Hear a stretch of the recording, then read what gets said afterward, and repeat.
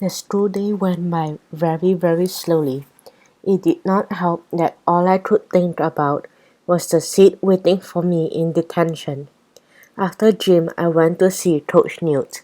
I asked him what he knew about the holes in the soccer field, but I could tell that he did not know what was going on. So I took some time to investigate the field. What I found was interesting. The holes were perfectly round and I didn't see any animal tracks. How could they have been made? I made some notes and drew a diagram of the field in my notebook. I marked exactly where the holes were, then I walked back to school. By the entrance, I overheard two third graders talking. I, I heard that if you become a stage 5 warlock master, there is a whole other world that you are able to play. It is like nothing else anyone has ever seen, the shorter one said. Do you think anyone would get there? The taller boy asked. I read it is impossible to get to stage 5. But I've heard someone in the 4th grade has already made it, the other kid said. Whoa, the taller kid said as they walked into the school. Later that day I walked into detention. I was the only one in the room. I guess the rest of the students were too busy playing Warlock Rule to get into trouble. If Mr. Dell wasn't going to be there, I did not see why I had to be either.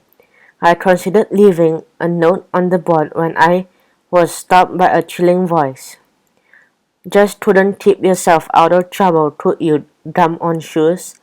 Mr. Dell gloated from the doorway. Mr. Dell was a big man. He was wearing a police officer uniform, batting a baton on his open left palm. You'll have to excuse my costume. I just finished rehearsal, he said. They want me to play a prison guard in a new fall musical.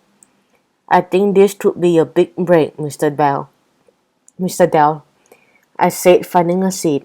But it will be hard to be a celebrity and manage detention at the same time.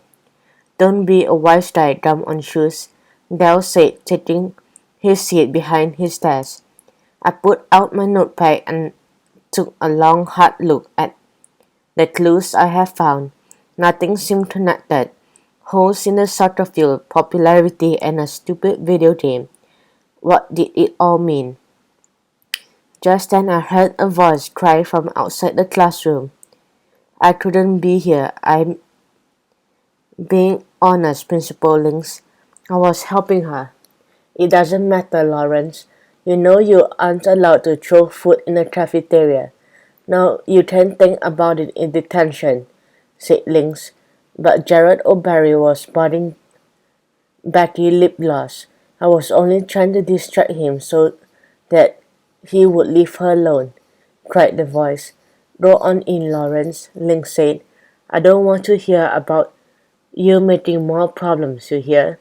I know you are new, so let's try to start off on the right foot, okay? I heard a loud sigh and the conversation was over. A kid I had never seen before walked through the door. He was bigger than most kids in our grade. He had short brown hair that was neatly combed over. He wore nice clothes, a button-down shirt, and an iron pair of khakis. I couldn't get a good make on him personality-wise, but he looked like the kind of fella who wouldn't stir up trouble for the sake of trouble.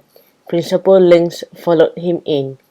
This is Lawrence McGuffin, Mr. Dell, Links said. He is new here. All right, McGuffin. Have a seat next to Gum on Shoes, Dell directed the new kid.